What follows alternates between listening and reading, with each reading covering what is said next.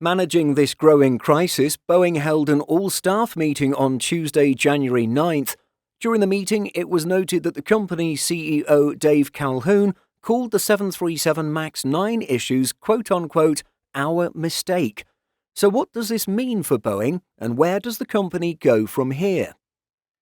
It hasn't even been a week since the door plug of an Alaska Airlines 737 MAX 9 blew out at an altitude of 16,000 feet over Portland. However, we are already seeing a good deal of fallout from the incident. The FAA has grounded all MAX 9 aircraft, while several airlines outside of the agency's jurisdiction have done the same. As some airlines like United and Alaska have inspected their fleet, loose parts have been discovered, extremely condemning evidence of a manufacturing issue and poor quality control. At the January 9th company meeting, Boeing CEO was reported as saying, "We're going to approach this, number one, acknowledging our mistake."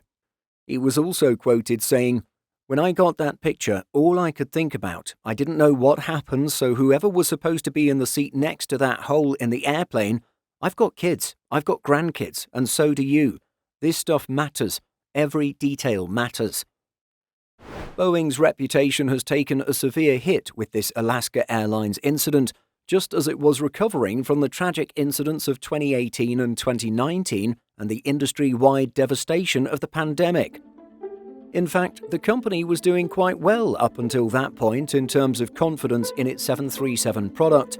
The month prior, it posted its highest ever monthly sales of the 737 MAX at 301 planes. Unfortunately, this door plug issue again raises questions, doubts, and fears about the quality and reliability of aircraft coming from the US plane maker, and whether or not Boeing has systemic issues that have yet to be resolved. There is, of course, a major difference between the door plug issue and the crisis the company faced in 2019 with its Maneuvering Characteristics Augmentation System, or MCAS. One has to do with design and flight control software, while the other issue is about proper manufacturing and assembly. It should be highlighted that door plug options are or have been available for other 737 models, including the 737-900ER. This previous generation model entered service in 2007, and with over 500 of these airframes delivered, has not had any incidents reminiscent of Alaska Airlines Flight 1282.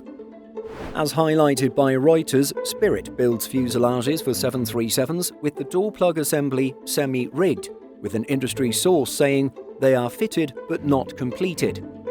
At Boeing facilities in Renton, Washington, Boeing typically removes the plug in order to load interiors.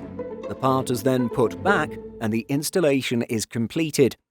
With all of this in mind, this latest crisis could very well stem from the actions of one individual and enabled by poor quality control.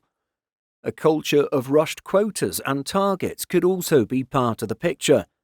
If that is the case, then it would appear to be an easier fix than when compared to the MCAS issue that took over a year to resolve. Ultimately, it'll be up to investigators to find out what exactly happened and what needs to change. But what do you think of Boeing's CEO's words? What do you think has to change at the company? Share your thoughts by leaving a comment. In addition to our daily YouTube videos, Simple Flying publishes over 150 articles every week. If you're looking for the latest aviation news and insights, visit simpleflying.com.